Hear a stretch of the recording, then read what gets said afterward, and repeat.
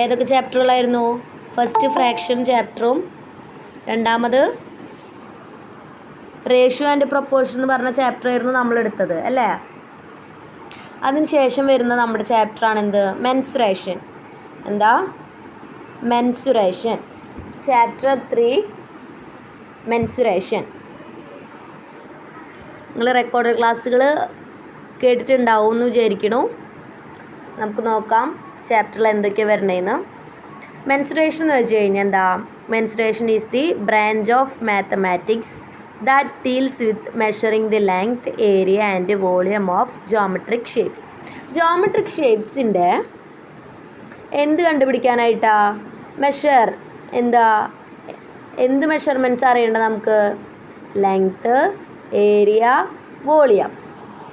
Geometric ഷേപ്സിൻ്റെ ഏതൊക്കെ geometric ഷേപ്പിൽ വരിക? എക്സാമ്പിൾ ഏതൊക്കെയാ?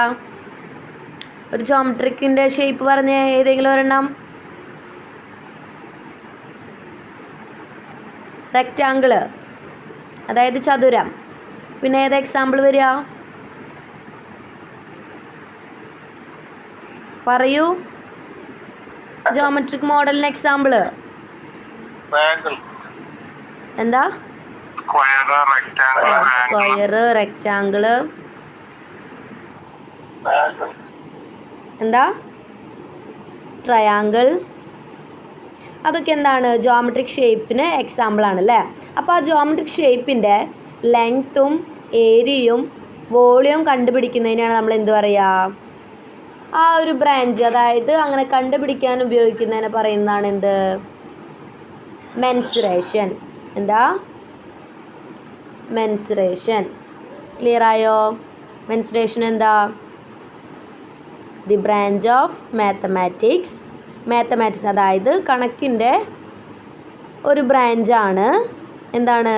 That deals with measuring the length, area and volume of geometric shape. ഒരു ജോമെട്രിക് ഷേപ്പിൻ്റെ ലെങ്ത്തും ഏരിയയും വോളിയവും മെഷർ ചെയ്യാനായിട്ട് ഉപയോഗിക്കുന്ന ഒരു ബ്രാഞ്ച്, അതായത് ഉപയോഗിക്കുന്ന ഒരു രീതി. ഏതിൻ്റെ? മാത്തമാറ്റിക്സിൽ നമ്മൾ ഉപയോഗിക്കുന്ന രീതിനെ പറയുന്ന പേരാണ് എന്ത്? മെൻസുറേഷൻ. ഇതിൻ്റെ ഡെഫിനിഷനൊന്നും നിങ്ങൾക്ക് ചോദിക്കില്ല. മെൻസുറേഷൻ എന്താണെന്ന് അറിയാത്തവർക്ക് കോമൺലി അറിയാൻ വേണ്ടി ഒരു ഡെഫിനിഷനായിട്ട് പറഞ്ഞു തന്നേ ഉള്ളൂ. ക്ലിയർ ആണോ? ക്ലിയർ അല്ലേ? Mensuration is the branch of mathematics that deals with എന്താ? Measuring the length, area and volume of geometric shape. Geometric ഷേപ്പിൻ്റെ ലെങ്ത്തും ഏരിയവും വോളിയവും കണ്ടുപിടിക്കുന്ന ഒരു ബ്രാഞ്ചിനെയാണ് എന്ത് പറയുന്നത്? മെഷർ ചെയ്യാൻ ഉപയോഗിക്കുന്ന ഒരു ബ്രാഞ്ചിനെയാണ് നമ്മൾ പറയുന്നത് മെൻസുറേഷൻ. നോക്കിയാലോ, what are some example of mensuration? ഒരു എക്സാമ്പിൾ പറഞ്ഞേ. ഏതാ എക്സാമ്പിൾ? ഒന്നാമത്തെ എക്സാമ്പിൾ നോക്കിയേ. Measuring the size of a wall to be painted. നമുക്ക് ഒരു വാളിൽ പെയിൻറ്റ് ചെയ്യണം. അപ്പോൾ എത്രത്തോളം ഏരിയ നമുക്ക് പെയിൻറ്റ് ചെയ്യണമെന്ന് എങ്ങനെ കണ്ടുപിടിക്കുക? എത്രത്തോളം ഏരിയ, അതായത് ഒരു വാളിൻ്റെ ഏരിയ നമ്മൾ കണ്ടുപിടിക്കണം അല്ലേ? നമുക്ക് പെയിൻറ്റ് ചെയ്യേണ്ടത് എത്രത്തോളം ഏരിയ ആണെന്ന് നമുക്ക് കണ്ടുപിടിക്കണം. അങ്ങനെ മെഷർ ചെയ്യണതിന് എന്ത് പറയും നമ്മൾ? മെൻസുറേഷനാണത് അല്ലേ? എന്താണ് നമ്മൾ കണ്ടുപിടിക്കുന്നത്? വോളിൻ്റെ സൈസ് കണ്ടുപിടിക്കുകയാണ് അല്ലേ? അല്ലെങ്കിൽ അതിൻ്റെ ഏരിയ കണ്ടുപിടിച്ചിട്ട് ആ ഏരിയയ്ക്ക് ആവശ്യമായിട്ടുള്ള പെയിൻ്റ് ആയിരിക്കും നമ്മൾ വാങ്ങിക്കുക അല്ലേ? അതൊരു മെൻസുറേഷൻ എക്സാമ്പിളാണ്. അടുത്തത് നോക്കിയേ. Measuring the amount of water needed to fill a tank. ഒരു ടാങ്കിൽ എത്രത്തോളം വാട്ടറിൻ്റെ എമൗണ്ട് വേണം അത് നിറയാനായിട്ട് അല്ലേ? നമുക്ക് നോക്കിയോ, 750 അല്ലേ? ലിറ്റർ കണക്ക് പറയാറില്ലേ? എത്രേൻ്റെ ഒക്കെയാ ടാങ്കുകളുള്ള? ഇപ്പോൾ ഒരു കുപ്പി തന്നെ എടുക്കുക. ഒരു ടാങ്ക് മാറ്റി നമുക്കൊരു കുപ്പി എടുക്കുക. ആ ഒരു കുപ്പിയിൽ എത്രത്തോളം വെള്ളം ആവശ്യം ഉണ്ടാവും എന്നറിയാനായിട്ട്. ഇപ്പോൾ 1 ലിറ്റർ കുപ്പിയാണെങ്കിൽ 1 ലിറ്റർ ആണെങ്കിൽ 1 ലിറ്റർ വെള്ളം വേണം ആ ഫുള്ള് വാട്ടർ ബോട്ടിൽ നിറയാനല്ലേ, കുപ്പി നിറയാനായിട്ട്. അതെന്താണ്? അതൊക്കെ ഒരു എക്സാമ്പിളാണ്. നമ്മളതിൻ്റെ വോളിയാണ് കണ്ടുപിടിക്കുന്നത്. ആദ്യത്തേൽ നമ്മൾ പറഞ്ഞു വോളിൻ്റെ സൈസ് കണ്ടുപിടിക്കുക. അതായത് എന്താ, വോളിൻ്റെ സൈസ് കണ്ടുപിടിക്കുക എന്ന് പറഞ്ഞാൽ അതിൻ്റെ ഏരിയ അല്ലേ, ഏരിയയാണ് നമ്മൾ കണ്ടുപിടിക്കുന്നത്. രണ്ടാമത്തേൽ എന്താ, വോളിയം അല്ലേ, ആ ഒരു കുപ്പി എത്രത്തോളം വാട്ടറിനെ കൺസ്യൂം ചെയ്യുന്നുണ്ട്, അതാണ് എന്ത്, അതിൻ്റെ വോളിയം. ജസ്റ്റ് ഒരു എക്സാമ്പിൾ പറഞ്ഞു തന്നുള്ളൂ. ഇതും നിങ്ങൾക്ക് അങ്ങനെ എക്സാമ്പിൾ ചോദിക്കില്ല. മനസ്സിലാക്കാൻ വേണ്ടി ഒരു എക്സാമ്പിൾ അല്ല 2 എക്സാമ്പിൾ പറഞ്ഞു തന്നാ. ക്ലിയർ ആണോ?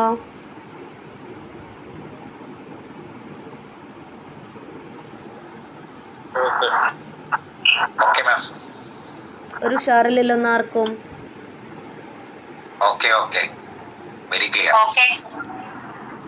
ഓക്കെ, അടുത്തത് നോക്കാം.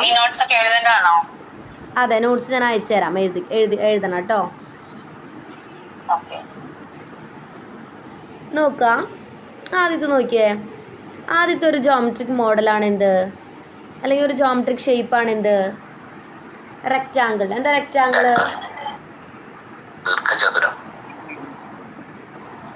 ചതുരം അല്ലേ? ആ, ചതുരം. എന്താണ്? This is 4 sided figure. എന്താണ്? ഒരു റെക്റ്റാങ്കിളിന് എന്തുണ്ട്? 4 സൈഡുകളുണ്ട്, അതായത് 4 വശങ്ങളുണ്ട്. എത്രയാണ്? ഇതാണ് ഒന്നാമത്തെ, ഇത് രണ്ടാമത്തെ വശം, ഇത് മൂന്നാമത്തെ വശം, ഇത് നാലാമത്തെ വശം അല്ലേ? ഒരു റെക്റ്റാങ്കിളിന് എത്ര വശങ്ങളുണ്ട്? 4 വശങ്ങൾ, അതായത് 4 sided ഫിഗറാണ്. Clear? Opposite sides are equal and parallel. നോക്കിയോ റെക്റ്റാങ്കിളിൻ്റെ ഓപ്പോസിറ്റ് സൈഡ്, ഇതൊരു സൈഡ് ആണെങ്കിൽ അതിൻ്റെ ഓപ്പോസിറ്റ് സൈഡ് ഏതാണ്?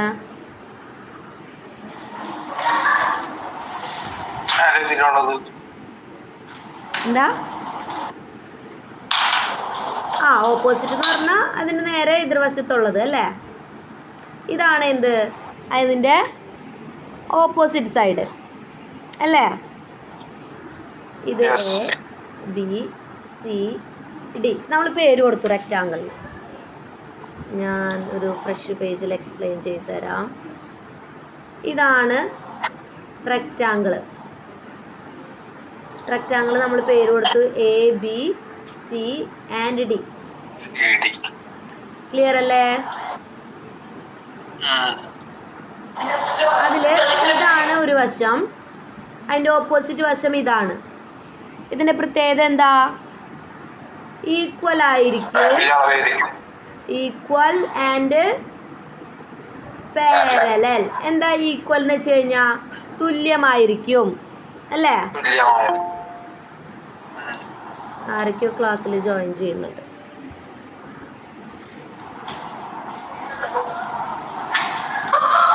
എന്താ, ഈ എ ബി എടുക്കുമ്പോൾ ഇതാണ് ഒരു വശം, അതിൻ്റെ ഓപ്പോസിറ്റ് വശം ഇത്. എ ബിക്ക് ഓപ്പോസിറ്റ് ആയിട്ടുള്ള വശമാണ് ഡി സി അല്ലേ? ക്ലിയർ അല്ലേ? അത് അതെന്താണെന്ന് പറഞ്ഞേക്കണേ, ഈക്വൽ ആണ് അല്ലേ? ഈക്വൽ ആയിട്ടുള്ള 2 വശങ്ങളാണ്. അതുപോലെ പാരലലാണ്. എന്താ പാരലൽ എന്ന് വെച്ച് കഴിഞ്ഞാൽ ഏത് സൈഡ് നോക്കിയാലും ഈക്വൽ ഡിസ്റ്റൻസിൽ നിന്നായിരിക്കും, സമാന്തര രേഖകളായിരിക്കും, ഒരിക്കലും കൂട്ടിമുട്ടില്ല. അതാണ് പാരലൽ കൊണ്ട് ഉദ്ദേശിക്കുന്നത്. എന്താ പാരലൽ എന്ന് വെച്ചാൽ എന്താ? സമാന്തരമായിരിക്കും, സമാന്തര രേഖകളായിരിക്കും. പാരലലിൻ്റെ മലയാളമാണ് ഞാൻ പറഞ്ഞത്, സമാന്തരം.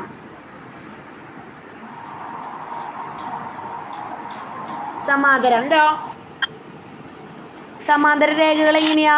ഇതൊക്കെ എത്ര നീട്ടി വരച്ചാലും ഒരിക്കലും കൂട്ടിമുട്ടില്ല. എത്ര നീട്ടി വരച്ചാലും ആ 2 രേഖകൾ തമ്മിൽ കൂട്ടിമുട്ടില്ല. കൂട്ടിമുട്ടുമോ അങ്ങനെ വരച്ചു കഴിഞ്ഞാൽ? ഇല്ല. ഓക്കെ, നമ്മൾ ഇങ്ങനെയാണ് ഒരു രേഖ എന്ന് വിചാരിക്കുക. ഇങ്ങനെയാണ് ഞാൻ വരച്ചത്. ഇത് സമാന്തരികമാണോ? അല്ല. ഇത് കാരണം ഇതിങ്ങനെ നീട്ടി വരച്ച് കഴിഞ്ഞ് 2 നേരം നീട്ടി വരച്ച് കഴിഞ്ഞാൽ എവിടെയെങ്കിലുമൊക്കെ കൂട്ടിമുട്ടും അല്ലേ? ഇവിടെ കൂട്ടിമുട്ടി. പക്ഷേ നമ്മളൊരു റെക്റ്റാങ്കിളിൻ്റെ ഓപ്പോസിറ്റ് സൈഡ്സ് എടുക്കുകയാണെങ്കിൽ ആ ഓപ്പോസിറ്റ് സൈഡ്സ് ഒരിക്കലും കൂട്ടിമുട്ടില്ല. ഓക്കെ. അതുപോലെ ഇപ്പം നമ്മളിവിടെ പറഞ്ഞു, എന്ത് പറഞ്ഞു? എ ബിയും ഡി സിയും പറഞ്ഞു. അതുപോലെ തന്നെയാണ് എന്ത്, എ ഡിയും സി ഡിയും രണ്ടും ഓപ്പോസിറ്റ് സൈഡുകളാണ് അല്ലേ? എ ബിയും പിന്നെ ഏത് വരിക? ഡി സിയും. പിന്നെ ഏത് വരും? എ ഡിയും സി ബി അല്ലെങ്കിൽ ബി സി വരും. ഓക്കെ. രണ്ടും എന്താണ്? സമാന്തരമാണ്, അതുപോലെ ഈക്വലും ആണ്.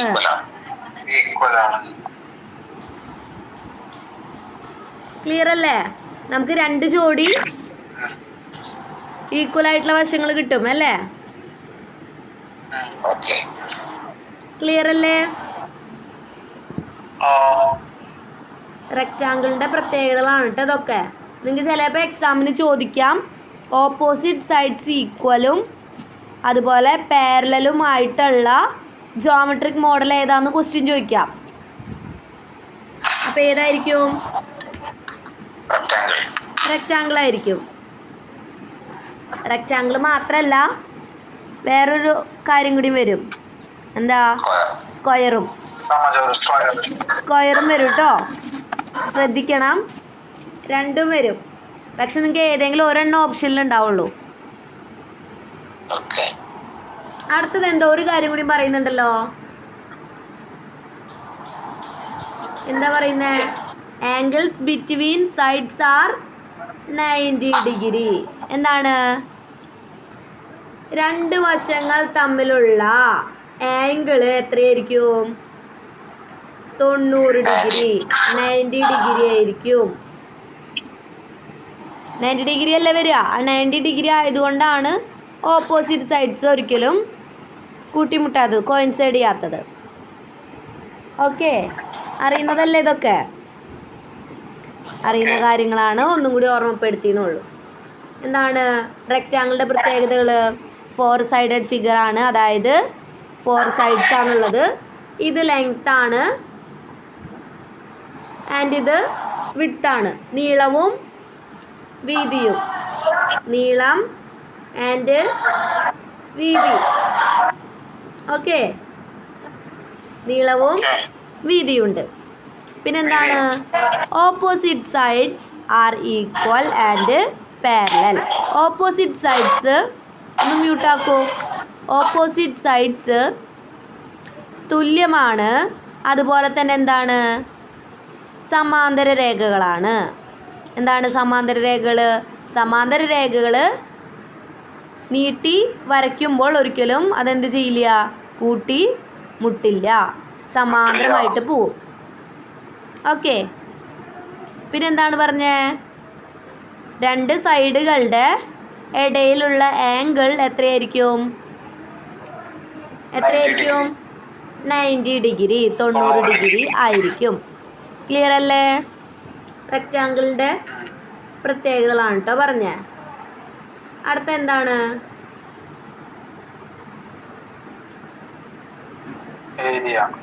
അടുത്തത് ഏരിയ. എങ്ങനെ റെക്റ്റാങ്കിളിൻ്റെ ഏരിയ കണ്ടുപിടിക്കുക? എല്ലാവർക്കും അറിയണതാ. നീളം ഇൻറ്റു വീതി. എന്താ? ലെങ്ത് ഇൻറ്റു വിഡ്ത്ത് അല്ലെങ്കിൽ ബ്രെഡ്ത്ത് അല്ലേ? നീളം ഇൻറ്റു വീതി. എന്താണ്? L into B. Length into breadth. അതാണ് എന്ത്? ഏരിയ കണ്ടുപിടിക്കാനുള്ള equation. L into B, length into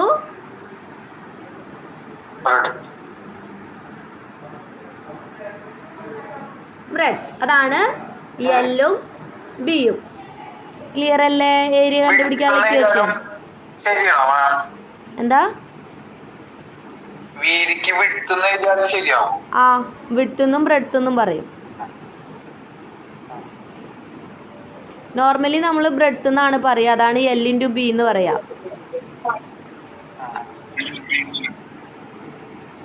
length into breadth. L into B നീളം ഇൻറ്റു വീതി.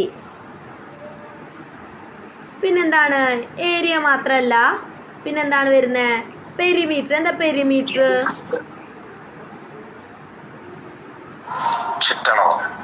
ചുറ്റളവ്. എന്താണ് ചുറ്റളവ്? പെരിമീറ്റർ എന്ത് പറയും? ചുറ്റളവ് എന്ന് പറയും. ഓക്കെ അല്ലേ? പെരിമീറ്റർ കണ്ടുപിടിക്കാനുള്ള ഇക്വേഷൻ എന്താ? 2 into L plus B. Okay, 2 into L plus B. എന്താണ് ചുറ്റളവ് എന്ന് വെച്ചാൽ എന്താ വരിക? ഈ ചുറ്റുമുള്ള അളവാണ് അല്ലേ? റെക്റ്റാങ്കിളിൻ്റെ ഈ ചുറ്റുമുള്ള അളവാ. ഇതൊക്കെ കൂടി കൂട്ടുന്നതാണ് എന്ത്? ചുറ്റുമുള്ള അളവ്, ചുറ്റളവ്. മനസ്സിലായോ? അപ്പോൾ ഈ ചുറ്റളവ് നമുക്ക് എങ്ങനെ കാണാം? ഇതിങ്ങനെ ചുറ്റളവ് നോക്കുമ്പോൾ നോക്കിയേ, ഒരു ലെങ്ത് വന്നു അല്ലേ? ആദ്യം എന്ത് വന്നു? ഒരു ലെങ്ത് വന്നു, പ്ലസ് എന്ത് വന്നു? ഒരു ബ്രെഡ്ത്ത് വന്നു, പ്ലസ് വീണ്ടും എന്ത് വന്നു? ഒരു ലെങ്ത് വന്നു, പ്ലസ് വീണ്ടും എന്ത് വന്നു? ഒരു ബ്രെഡ്ത്ത് വന്നു. അപ്പം എന്തായി? L plus B plus L plus B വന്നു. അതിന് പകരമായിട്ട് എന്താണ് നമ്മൾ എഴുതുന്നത്? ഇതിൽ എന്തെഴുതാം?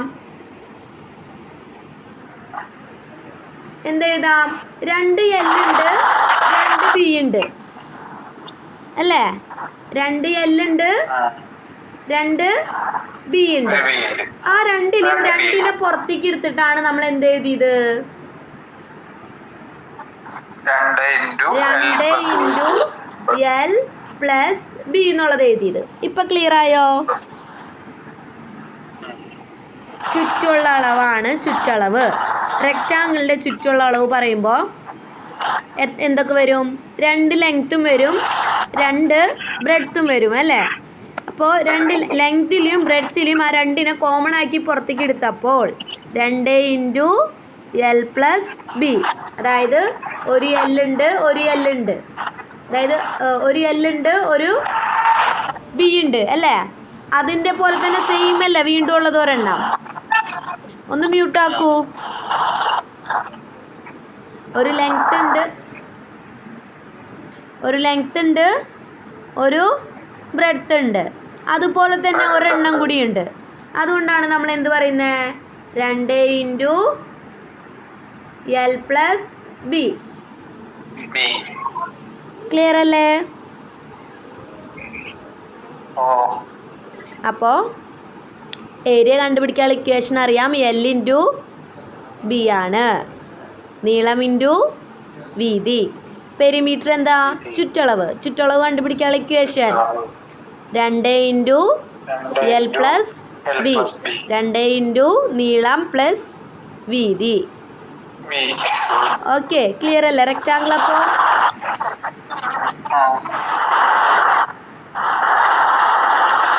ഒന്ന് നീട്ടാക്കൂ. ആരത്?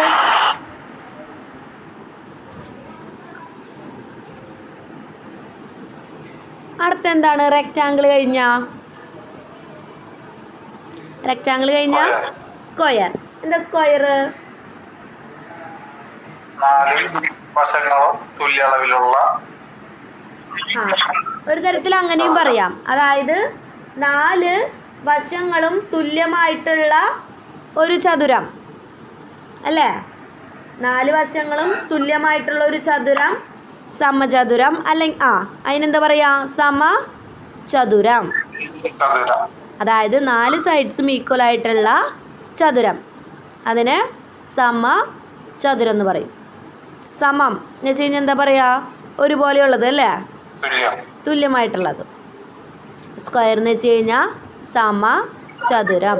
4 വശവും ഈക്വൽ ആയിട്ടുള്ള സൈഡാണെങ്കിൽ നമ്മൾ എന്ത് പറയും? സമചതുരം അല്ലെങ്കിൽ സ്ക്വയർ എന്ന് പറയും.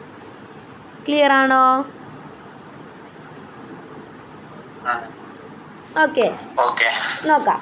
എന്താ സമചതുരത്തിൻ്റെ 4 സൈഡഡ് ഫിഗർ? എന്താ നമ്മൾ പറഞ്ഞു? ചതുരത്തിന് 4 സൈഡാണുള്ളത്. അതുപോലെ സമചതുരത്തിന് എത്ര സൈഡ് ഉണ്ട്? 4 സൈഡ്. ഓക്കെ അല്ലേ? 4 സൈഡ് ഉണ്ട്. പിന്നെന്താ പറഞ്ഞേ?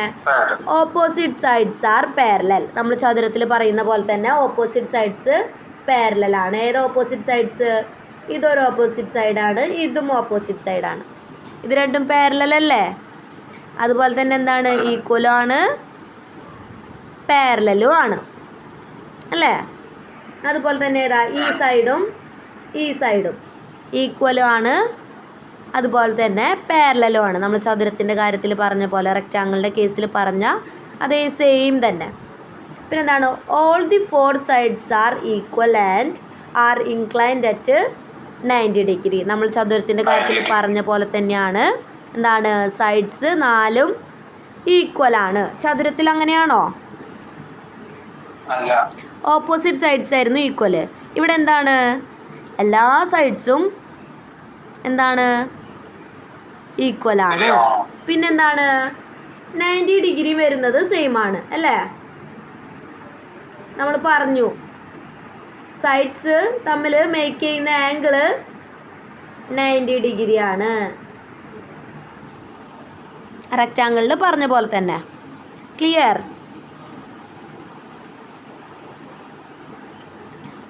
ആണോ? അടുത്ത എന്താണ്? ഡയഗണൽ കണ്ടുപിടിക്കാനുള്ള ഇക്വേഷനാ. എന്താ ഡയഗണൽ? കോർണറുകൾ തമ്മിൽ ജോയിൻ ചെയ്യുമ്പോൾ ഫോം ചെയ്യുന്ന ലൈനിനെയാണ് നമ്മൾ എന്ത് പറയുക? കോർണറുകൾ തമ്മിൽ ജോയിൻ ചെയ്യുമ്പോൾ ഫോം ചെയ്യുന്ന ലൈനിനെയാണ് നമ്മൾ എന്ത് പറയുക? ഡയഗണൽ. എന്താ? ഡയഗണൽ. ഓക്കെ. ഡയഗണൽ കണ്ടുപിടിക്കാനുള്ള ഇക്വേഷൻ എന്താ?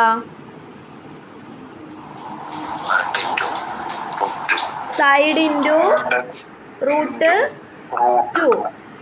Side into root 2. കാൽക്കുലേറ്ററിൽ നമുക്ക് അടിക്കാൻ പറ്റും √2. നമ്മുടെ നോർമൽ കാൽക്കുലേറ്ററിലാണെങ്കിലും പറ്റും. കുഞ്ഞേ കാൽക്കുലേറ്റർ ഇല്ലേ? ആ കാൽക്കുലേറ്ററിലും പറ്റും. Side into √2. പിന്നെ നമ്മൾ എന്താ അവിടെ കൊടുത്തേണേ? √2 ഇൻറ്റു എ എന്ന് കൊടുത്തിട്ടുണ്ട് അല്ലേ? അതാണിത്. അതെന്താ? അത് സൈഡിനെ നമ്മൾ എ ആക്കി കാണിച്ചിരിക്കുക. സൈഡിനെ നമ്മൾ പറയാം എ എന്നാണ്. ഓക്കെ. സൈഡിന് എന്താ പറയുക? ഈക്വൽ ആണ് അല്ലേ? 4 സൈഡും ഈക്വൽ ആയതുകൊണ്ട് സൈഡിന് നമ്മളൊരു പേര് കൊടുത്തിരിക്കുക. എന്താണ്? എ. അപ്പം നമ്മൾ എന്ത് പറയും? √2 ഇൻറ്റു എ. √2 എന്താ?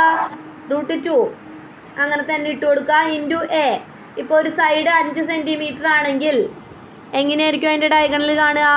√2 ഇൻറ്റു 5. ഓക്കെ.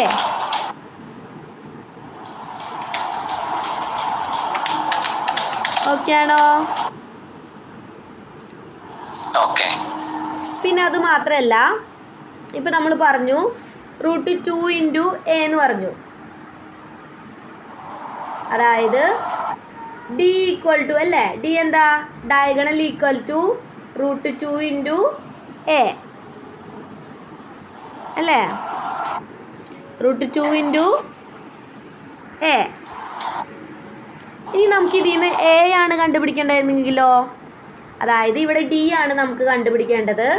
അതിന് പകരം എ ആണ് കണ്ടുപിടിക്കാനുള്ളതെന്ന് വിചാരിക്കുക. അതായത് സൈഡാണ് നമുക്ക് അറിയാത്തതെന്ന് വിചാരിക്കുക. അപ്പോൾ എങ്ങനെ നമുക്ക് ഇക്വേഷൻ മാറും? ഡി ഇപ്പുറത്തേക്കും വരും, എ ഇപ്പുറത്തേക്കും വരും അല്ലേ? അപ്പം എന്താവും ഇക്വേഷൻ? എന്തായിരിക്കും equation?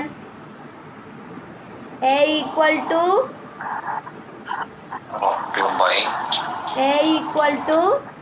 D by √2. D by √2. അതായിരിക്കും ഇക്വേഷൻ മാറുക. അപ്പോൾ ഡിയും എയും കണ്ടുപിടിക്കാൻ നമുക്ക് മനസ്സിലായി അല്ലേ? ഡയഗണൽ കണ്ടുപിടിക്കാൻ നമുക്ക് സൈഡ് വേണം. സൈഡ് കണ്ടുപിടിക്കാൻ നമുക്ക് എന്ത് വേണം? ഡയഗണലും വേണം. ക്ലിയർ ആണോ?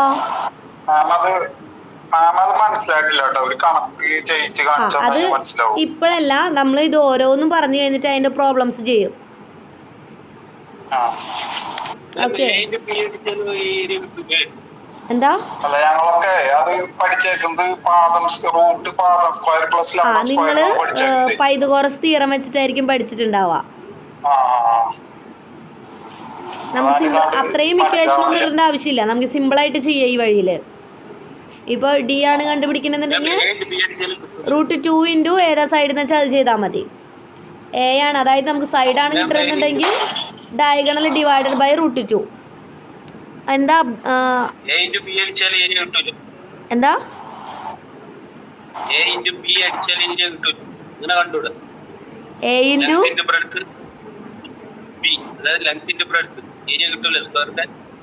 ഏരിയ അല്ലല്ലോ, നമ്മൾ ഡയഗണലും സൈഡല്ലേ കണ്ടുപിടിക്കേണ്ടത് പറഞ്ഞേ. സൈഡും ഡയഗണലും കണ്ടുപിടിക്കാനല്ലേ നമ്മൾ പറഞ്ഞത്. ഏരിയയും പെരിമീറ്ററും നമുക്ക് വരുന്നേ ഉള്ളൂ.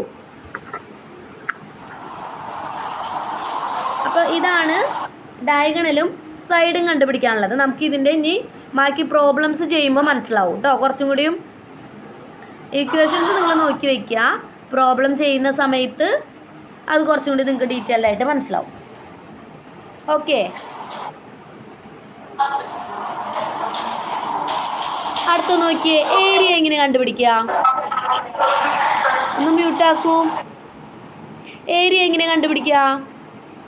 Side into side. നമ്മൾ റെക്റ്റാങ്കിളിൻ്റെ കേസിൽ പറഞ്ഞു ലെങ്ത് ഇൻറ്റു ബ്രെഡ്ത്ത് അല്ലേ? Length into breadth. ഇവിടെ എന്താണ്? എല്ലാ സൈഡും ഈക്വൽ ആയതുകൊണ്ട് ഒരു സൈഡ് ഇൻറ്റു മറ്റേ സൈഡ്. രണ്ട് സൈഡുകൾ തമ്മിൽ ഇൻറ്റു ചെയ്ത് കഴിഞ്ഞാൽ എന്തായി? ഏരിയ കിട്ടും. സൈഡ് ഇൻറ്റു സൈഡ് എന്ന് പറയുമ്പോൾ ഒരു സൈഡ് എ ആണ്, മറ്റേ സൈഡും എ ആണ്, ഈക്വൽ ആണ് അല്ലേ?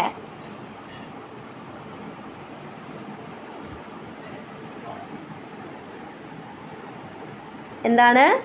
ഒരു സൈഡ് എ ആണ്, മറ്റേ സൈഡും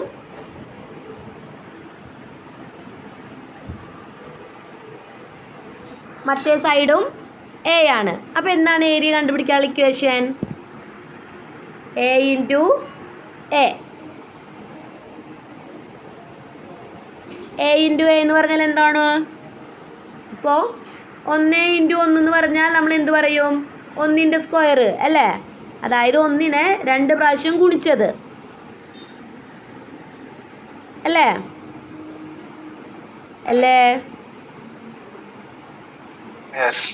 അപ്പോൾ എ ഇൻറ്റു എ എന്ന് പറഞ്ഞാൽ എന്തായിരിക്കും കിട്ടുക?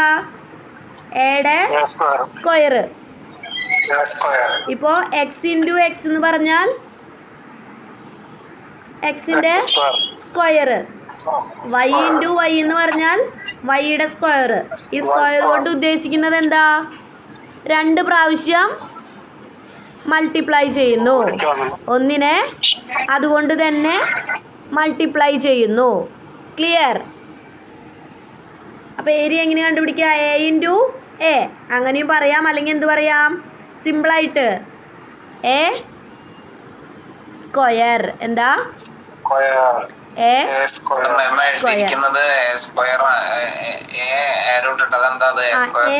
ടു 2. നമുക്ക് എ സ്ക്വയർ എന്ന് അങ്ങനെ ടൈപ്പ് ചെയ്ത് എഴുതാൻ പറ്റില്ല. A raise to 2.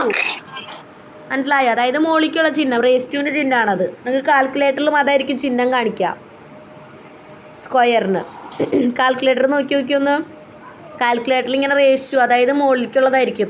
നമുക്ക് എത്ര വേണമെങ്കിലും ചെയ്യാം. ഇപ്പോൾ നമുക്കിപ്പോൾ അടിച്ചു കൊടുത്ത് ചെയ്യണ്ട. ഇപ്പോൾ എ ഇൻറ്റു എ എന്ന് പറയുകയാണെങ്കിൽ നമുക്ക് എന്ത് ചെയ്യാം? എയുടെ റേഷ്യൂവിൻ്റെ ചിഹ്നം നോക്കിയിട്ട് ഇപ്പോൾ 2 ഇട്ട് കൊടുക്കാം. അല്ലെങ്കിൽ നമ്മൾ എന്ത് ചെയ്യേണ്ടി വരും? ഇപ്പോൾ എ റേസ് ടു 10 ഒക്കെയാണെന്ന് വിചാരിക്കുക. അപ്പോൾ നമുക്ക് A into A into A into A into അടിക്കാൻ നിൽക്കുമോ? അങ്ങനെ അടിക്കണ്ടേ? അതിന് പകരം നമുക്ക് എന്ത് ചെയ്യും? എയുടെ റേഷ്യൂവിൻ്റെ ചിഹ്നം അല്ല എ റേസ് ടു ഇടുക. എത്രയാണ് വേണ്ടതെന്ന് വെച്ചാൽ അത്രയും സംഖ്യ അടിച്ചു കൊടുക്കുക. അപ്പോൾ 10 ആണെങ്കിൽ 10 അടിച്ചു കൊടുക്കുക, A⁻10 ആണെങ്കിൽ 10 അടിച്ചു കൊടുക്കുക, A⁻2 ആണെങ്കിൽ 2 ഇട്ട് കൊടുക്കുക. ഇപ്പോൾ A⁻2 ആണെങ്കിൽ വേണ്ട, ഇങ്ങനെ മുകളിൽ ഇട്ടാൽ മതി. ടൈപ്പ് ചെയ്യുമ്പോഴുള്ള പ്രത്യേകത നമുക്ക് അങ്ങനെ ടൈപ്പ് ചെയ്ത് മുകളിലേക്ക് ആക്കാൻ പറ്റില്ല. മനസ്സിലായ? ഇപ്പോൾ A² ഇടാണെങ്കിൽ ഇങ്ങനെ ഇട്ടാൽ മതി. ഇങ്ങനെ ഇടുമ്പോൾ A², അതായത് A ഇടുക, A². A³ എങ്ങനെയായിരിക്കും? A ഇടുക, മുകളിൽ ക്യൂബ്. നമ്മൾ ഇതൊക്കെ എഴുതാറില്ലേ, സ്ക്വയർ ഫീറ്റ്. സ്ക്വയറിന് എഴുതുമ്പോൾ എങ്ങനെയാണ്? 2 ഇടും. ക്യൂബ് ആകുമ്പോൾ എങ്ങനെയാണ്? വോളിയം കണ്ടുപിടിക്കുമ്പോൾ ക്യൂബ്, ക്യൂബിക് മീറ്റർ 3 അല്ല ഇടാ. അത്രേ ഉള്ളൂ. ഓക്കെ. അപ്പോൾ A × A എന്ന് പറഞ്ഞാൽ A². A × A എന്ന് പറഞ്ഞാൽ A² ആണ്. അല്ലെങ്കിൽ എന്ത് പറയാം നമുക്ക്? എന്താ റൂട്ടിന് അതേപോലെ ഒന്ന് എക്സ്പ്ലെയിൻ ചെയ്ത് തരാൻ പറ്റുമോ? ഈ സ്ക്വയർ ഇടുന്ന പോലെ റൂട്ട് എങ്ങനെയാണ് ഇതിന്? സ്ക്വയർ ഇടുന്ന പോലെ റൂട്ട്, അതായത് നമുക്ക് ഈ √4 എന്ന് പറഞ്ഞു കഴിഞ്ഞാൽ എന്താ? √4, അതായത് 2 × 2 ചെയ്താലാണ് നമുക്ക് എന്ത് കിട്ടുക? 4 കിട്ടുക. അപ്പോൾ √4ൻ്റെ വാല്യൂ 2 ആണ്. മനസ്സിലായോ? നമ്മളപ്പോൾ പറയുമ്പോൾ √2-നപ്പം എന്തായിരിക്കും വാല്യൂ വരിക? 1 വരുമോ? അതെങ്ങനെ 1 വരിക? 1 × 1 ചെയ്ത് കഴിഞ്ഞാൽ എത്ര കിട്ടുക? 1 തന്നെയല്ല കിട്ടുക. അതായത് അങ്ങനെയായിരിക്കും വാല്യൂ വരിക. അപ്പം അങ്ങനെ വാല്യൂ ഇടുന്നതിന് പകരം √2 തന്നെ ഇട്ട് കൊടുത്താൽ മതി. അപ്പം 4 ആണെങ്കിൽ നമുക്ക് കറക്റ്റ് വാല്യൂ നമുക്കറിയാം, 2 ആണെന്ന് അറിയാം. 16 വന്നു കഴിഞ്ഞാൽ എത്രയാ? അതല്ലേ, അതായത് √16 എന്ന് പറഞ്ഞു കഴിഞ്ഞാൽ 4 × 4 ചെയ്താലാണ് 16 കിട്ടുക. അപ്പോൾ √16ൻ്റെ വാല്യൂ 4 ആണ്. അതുപോലെ 9ഓ? √9 വന്നു, എന്താ വാല്യൂ? 3 × 3 ചെയ്യുമ്പോഴാണ് എന്ത് കിട്ടുക?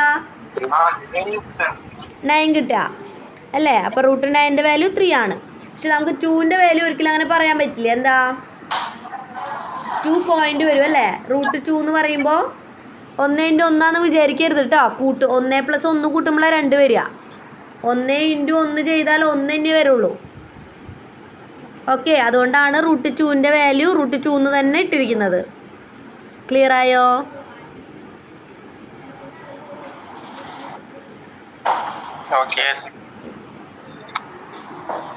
അടുത്തൊന്ന് നോക്കി. അപ്പോൾ നമ്മൾ ഏരിയ കണ്ടുപിടിച്ചു. അടുത്ത എന്താണ്? പെരിമീറ്റർ. എന്താ? പെരിമീറ്റർ. പെരിമീറ്റർ എന്താ? ചുറ്റളവ്. ചുറ്റളവ് എങ്ങനെയാണ് നമ്മൾ പറഞ്ഞ? ഈ 4 ചുറ്റുമുള്ള അളവ് അല്ലേ? 4 ചുറ്റുപാടുള്ള അളവിനെയാണ് നമ്മൾ ചുറ്റളവ് എന്ന് പറയുക അല്ലേ? ചുറ്റളവ് എങ്ങനെ വരിക? ഒരു A വന്നു, പിന്നെന്ത് വന്നു? രണ്ടാമത്തെ A വന്നു, മൂന്നാമത്തെ A വന്നു, നാലാമത്തെ A വന്നു അല്ലേ? അല്ലേ? അപ്പം എന്താണ്? 4 × സൈഡ്, 4 സൈഡ് ഉണ്ട് അല്ലേ? 4 സൈഡ് വന്നപ്പോഴാണ് എന്തായത്? ചുറ്റളവായത്. അപ്പോൾ നമ്മൾ എന്ത് ചെയ്യും? സൈഡിന് നമ്മൾ A ആണ് കൊടുത്തിട്ടുള്ളത്. അപ്പോൾ എന്ത് വരും? 4A. 4 × A, 4A. ക്ലിയർ ആയോ? ക്ലിയർ അല്ലേ? 4 സൈഡും ചുറ്റളവ്, ചുറ്റുപാടുള്ള അളവാണ് ഇത്, ഇത്, ഇത്, ഇത്, അങ്ങനെ 4 സൈഡ് വരും. അതായത് 4A വരും അല്ലേ? 4A ചേർന്നാലാണ് സ്ക്വയറിൻ്റെ ചുറ്റളവാവുക. ഓക്കെ. അപ്പോൾ എന്ത് കണ്ടുപിടിച്ചേ? സ്ക്വയറിൻ്റെ ഡയഗണൽ കണ്ടുപിടിക്കാൻ പഠിച്ചു. ഡയഗണൽ കിട്ടിക്കഴിഞ്ഞാൽ സൈഡ് കണ്ടുപിടിക്കാനും നമുക്കറിയാം. ഏരിയ കണ്ടുപിടിക്കാനുള്ള ഇക്വേഷൻ അറിയാം. എന്താ? സൈഡ് × സൈഡ് അല്ലേ? A × A, അതായത് A². എ സ്ക്വയർ എന്ന് പറഞ്ഞാൽ എ റേസ് ടു 2. എനെ 2 വട്ടം ഗുണിക്കണു. അടുത്ത എന്താണ്? പെരിമീറ്റർ. എന്താ പെരിമീറ്റർ? ചുറ്റളവ്. ചുറ്റളവ് എങ്ങനെയാ?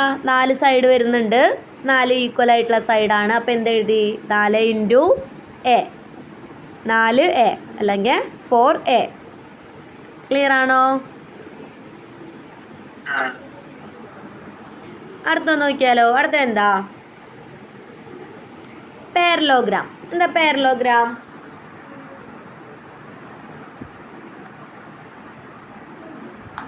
സമാന്തരികം. എന്താ പറയാ? പാരലോഗ്രാം എന്താ? സമാന്തരികം. അതായത് പാരൽ എന്ന് വെച്ചാൽ എന്താ? സമാന്തര രേഖകൾ അല്ലേ? പാരലോഗ്രാം എന്ന് വെച്ച് കഴിഞ്ഞിട്ടുണ്ടെങ്കിൽ സാമാന്തരികം. എന്താണ്? അതിൽ തന്നെ ഉണ്ട്, അതിൻ്റെ പേരിൽ തന്നെ ഉണ്ട് അല്ലേ? എന്താണ്? 4 സൈഡുകളുണ്ട്. നമ്മൾ നേരത്തെ പറഞ്ഞു റെക്റ്റാങ്കിളിന് 4 സൈഡ് ഉണ്ട്, സ്ക്വയറിന് 4 സൈഡ് ഉണ്ട്. അതുപോലെ തന്നെ പാരലോഗ്രാമത്തിനും എത്ര സൈഡ് ഉണ്ട്? 4 സൈഡ് ഉണ്ട്. അടുത്ത എന്താ? Opposite sides being parallel to each other. എന്താണ് opposite sides?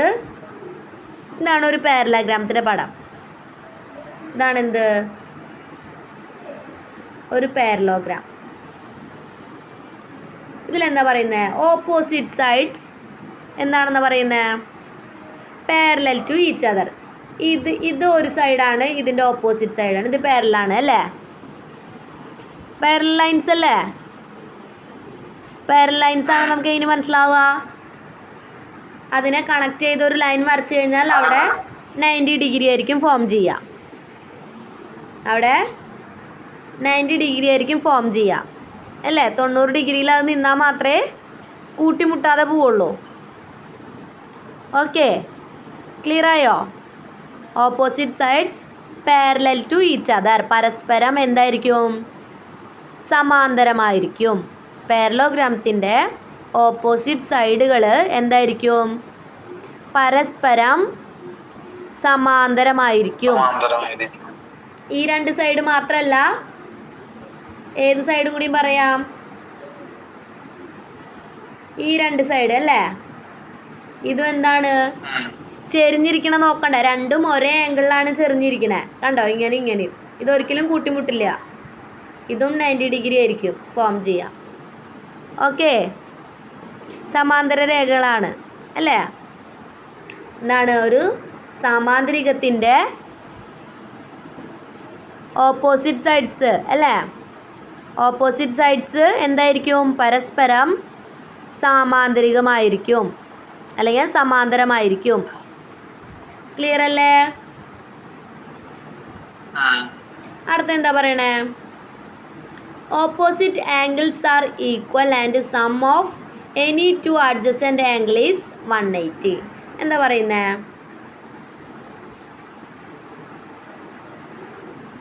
Opposite angles are equal. ഏതാ ഓപ്പോസിറ്റ് ആംഗിൾസ്? ഇതും ഇതും. അതുപോലെ തന്നെ ഏത് വരും? ഇതും ഇതും എന്താണ്? ഈക്വൽ ആണ് അല്ലേ? Opposite sides. സ്ക്രീൻ പോയോ? വെയിറ്റ് ചെയ്യാട്ടോ. ഓപ്പോസിറ്റ് സൈഡ്സ് ഈക്വൽ ആണ്, അതായത് ഈക്വൽ ആൻഡ് പാരലാണ്. അതുപോലെ തന്നെ ഓപ്പോസിറ്റ് ആംഗിൾസ്, അതായത് എതിരെയുള്ള കോണളവുകൾ എന്താണ്? ഈക്വൽ ആയിരിക്കും. പിന്നെ എന്തും കൂടി പറയുന്നുണ്ട്. സ്ക്രീൻ വന്നോ?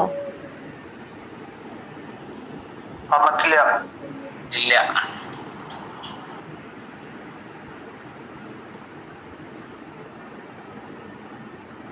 പോയോ?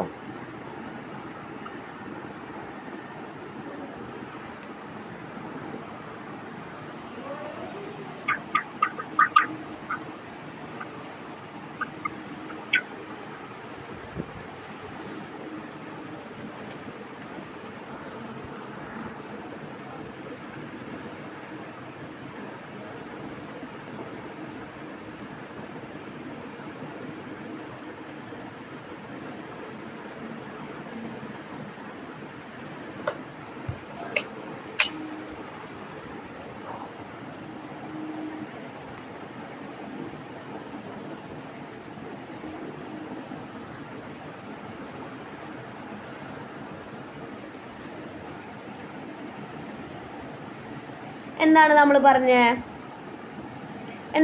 പറഞ്ഞേ പാരലോഗ്രാമത്തിൻ്റെ കേൾക്കുന്നില്ലേ? പാരലോഗ്രാമത്തിൻ്റെ ഓപ്പോസിറ്റ് ആംഗിൾസ് എന്താണ്? ഓപ്പോസിറ്റ് ആംഗിൾസ് ഈക്വൽ ആയിരിക്കും. പിന്നെന്താ പറഞ്ഞേ? Two adjacent angles. എന്താ ടു അഡ്ജസൻ്റ് ആംഗിൾസ് എന്ന് വെച്ച് കഴിഞ്ഞാൽ രണ്ട് എടുത്തെടുത്തുള്ള ആംഗിൾസ്. രണ്ട് അഡ്ജസൻ്റ് എന്ന് വെച്ച് കഴിഞ്ഞാൽ എന്താ? അടുത്തടുത്തുള്ള ആംഗിൾസ്. എന്താ? എടുത്തെടുത്തുള്ള ആംഗിൾസ്. ഇവിടെ ഏതാ എടുത്തെടുത്തുള്ള ആംഗിൾസ്? ഇത് അല്ലേ? ഇതെന്താവെന്ന് പറഞ്ഞേ? Equals 180 degree. അതുപോലെ തന്നെ ഈ ആംഗിൾസും എന്താണ്? Equals 180 degree. Opposite angles equal ആയിരിക്കും. അതുപോലെ തന്നെ രണ്ട് അഡ്ജസൻ്റ് ആംഗിൾസ് എന്തായിരിക്കും? 180 ഡിഗ്രി ആയിരിക്കും. ക്ലിയർ ആയോ?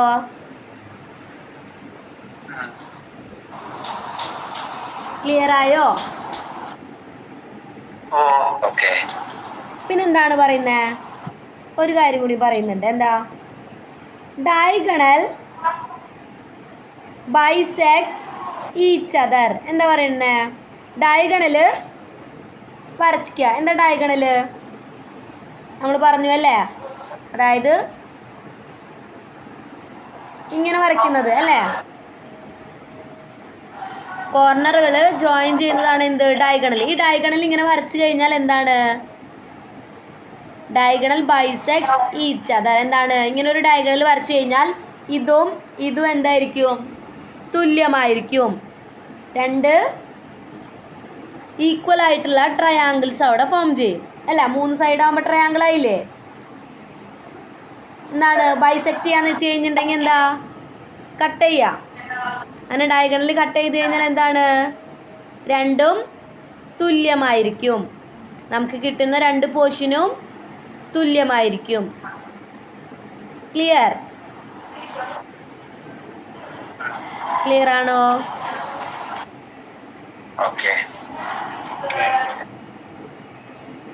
ഇനി നമുക്ക് എന്ത് നോക്കാം?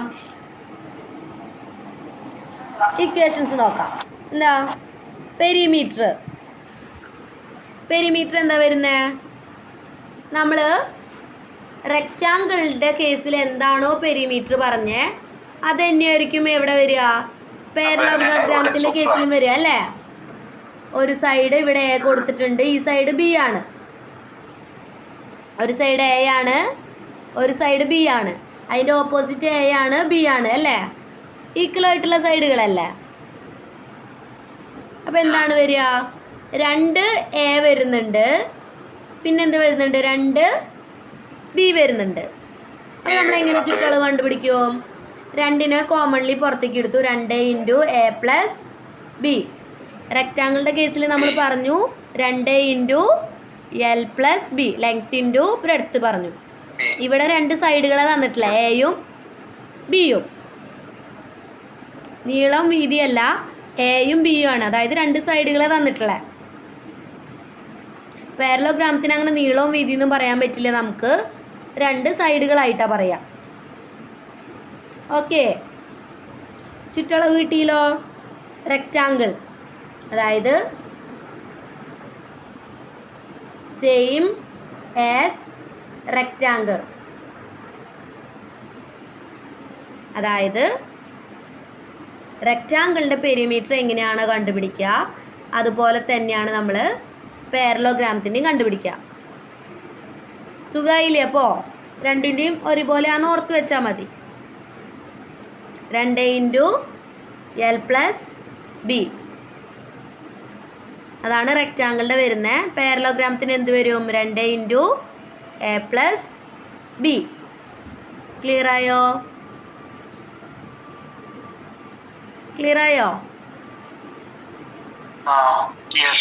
ഇനി എന്താണ് ഏരിയ കണ്ടുപിടിക്കാനുള്ള ഇക്വേഷൻ? എന്താ ഏരിയ കണ്ടുപിടിക്കാനുള്ള ഇക്വേഷൻ? Base into height. എന്താ പറയുന്നത്? Base into height.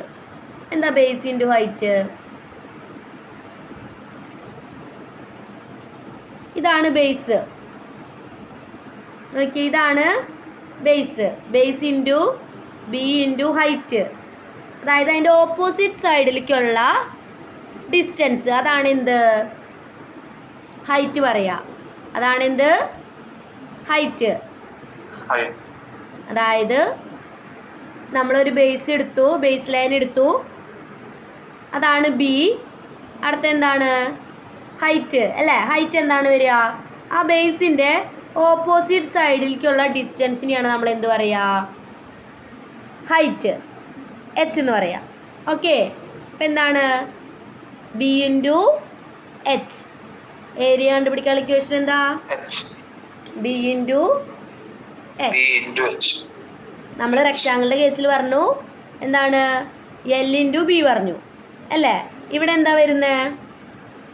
B into H. Base line into base ലൈനിൻ്റെ ഓപ്പോസിറ്റിലേക്കുള്ള സൈഡിലേക്കുള്ള ഡിസ്റ്റൻസ്, ഹൈറ്റ്. ഓക്കെ, ക്ലിയർ ആണോ? ഹൈറ്റ് നമുക്ക് വേറെ രീതിയിലും കൂടി മാർക്ക് ചെയ്യാം. എങ്ങനെ മാർക്ക് ചെയ്ത് കൊടുക്കാം? ഇങ്ങനെയും മാർക്ക് ചെയ്യാം ഹൈറ്റ് അല്ലേ? ഇതാ സെയിം ഹൈറ്റ് തന്നെയല്ലേ വരിക അല്ലേ? ഇങ്ങനെയും വേണമെങ്കിൽ ഹൈറ്റ് മാർക്ക് ചെയ്ത് കൊടുക്കാം.